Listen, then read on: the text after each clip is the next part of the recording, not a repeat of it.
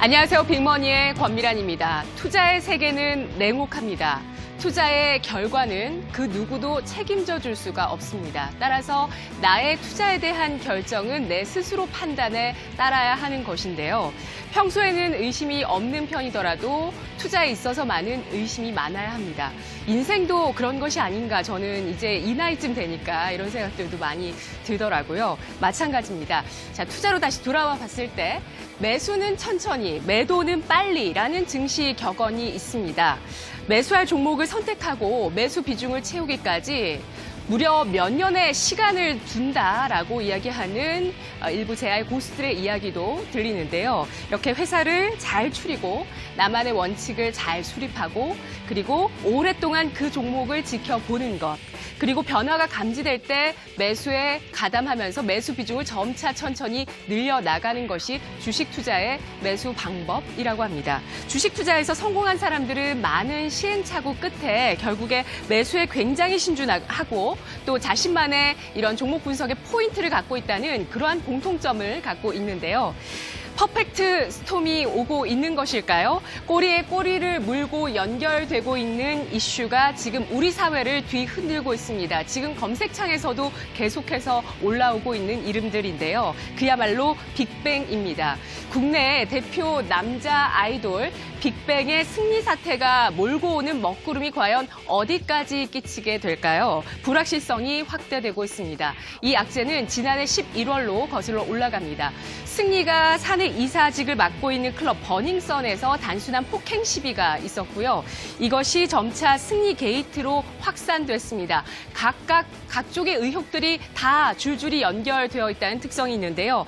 3월 10일에 승리 씨가 입건이 되면서 이후에 가수 정준영 씨의 지인으로 구성된 카카오톡 카톡방 안의 내용까지 드러나게 됩니다. 여기에서 성접대, 알선 혐의, 그리고 마약 불법 유통, 탈세, 경찰과의 유착, 그리고 불법 영상 촬영 공유, 성폭행의 가능성까지 제기가 되고 있죠. FNC 엔터테인먼트 소속 FT 아일랜드의 최종훈 씨, 그리고 CN블루 멤버 이종현 씨도 이 몰카 공유에 가담했다는 사실이 드러나고 있습니다.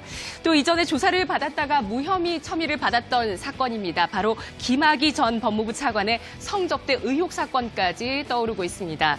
이에 대해서 오늘 이 검찰에서는 김학의 전 차관을 소환해서 조사를 하게 되는데요. 여기에 또 YG 엔터테인먼트 21 박봄 씨가 연결이 되어 있습니다. 2010년 박봄이 암페타민 82정을 밀반입했는데 이때 집행유예 처분을 내렸던 것이 바로 이 수사의 책임자였던 김학의 전 차관이었기 때문입니다. 검찰은 지난 6일 김학의 전 차관과 또 예전에 국정농단으로 굉장히 우리를 떠들썩하게 했던, 사회를 떠들썩하게 했었던 최순실 사이의 접점을 발견하고 연루 정황에 대해서 놓고 조사를 현재 벌이고 있는 상황이라고 합니다. 또 이 커넥션이 YG 주요 주주로 참여하고 있는 모 기업과도 뭔가 연관성이 있는 것이 아니냐, 이러한 의혹까지도 번져나가고 있는 상황인데요.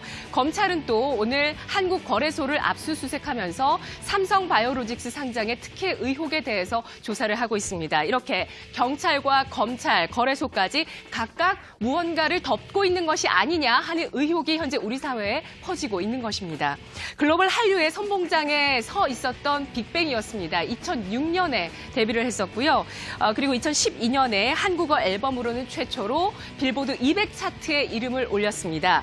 빅뱅의 미니 5집 얼라이브라는 앨범이었는데요. 그 이전에 이 영어로 된 앨범을 보아 씨가 내서 2009년 3월에 빌보드 200 127위까지 오른 적이 있었지만 한국어 앨범으로는 최초로 빌보드 200 차트에 이름을 올렸던 것이 바로 빅뱅이었습니다. 데뷔 10주년에는 포브스가 이들을 뽑았는데요. 바로 세계 100대 수입 스타 가운데 K-팝 스타로 또 최초로 54위까지 이름을 올리면서 당시에 미국의 가장 돈을 많이 버는 남성 그룹 마룬5의 연간 수입 3,350만 달러를 넘어서 4,400만 달러의 돈을 빅뱅이 그 한 해에 벌어들였습니다. 빅뱅 멤버들의 군 입대 전이었던 바로 바로 2017년에는 YG 전체 콘서트 모객수 가운데 70% 이상이 빅뱅이 이끌고 있을 만큼 빅뱅이 차지하는 이 YG 엔터테인먼트의 매출의 견인력은 상당했는데요. 따라서 올해 말에 이들이 제대하고 나면 2020년부터 본격적으로 YG 엔터테인먼트가 성장할 수 있을 것이다. 시장에서는 이렇게 기대를 모으면서 연초에 굉장히 긍정적인 리포트들이 많이 나왔었습니다. 그런데 이제 현재는 YG 엔터테인먼트 기업의 존폐까지 위협받는 것이 아니냐, 그러한 우려감까지 제기가 되고 있는 것이죠.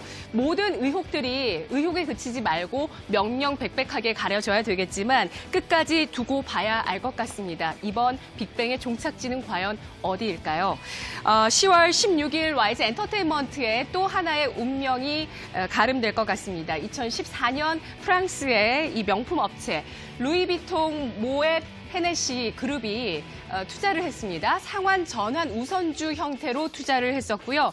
당시에 계열 투자 회사인 그레이트 월드 뮤직 인베스트먼트가 상환 전환 우선주를 610억 5천여만 원어치를 투자했습니다. 계약 조건에 따르면 이 140만 주에 달하는 보통주로 이 기간이 도래했을 때 전환을 하게 되거나 혹은 이 10월 16일에 상환을 해서 투자금을 되돌려받는 두 가지의 방법이 있는데요.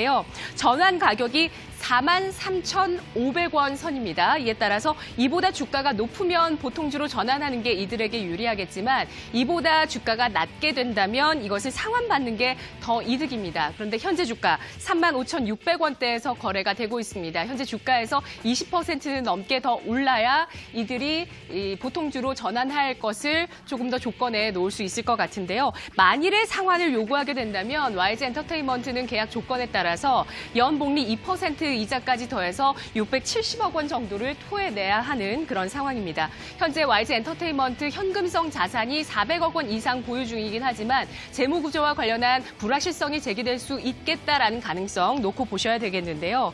국민연금과 신영 자산운용도 현재 YG 엔터테인먼트의 주요 주주입니다. 그들도 물려 있다고 하는데요. 누구도 예상하지 못했던 대형 악재가 지금 터진 것입니다.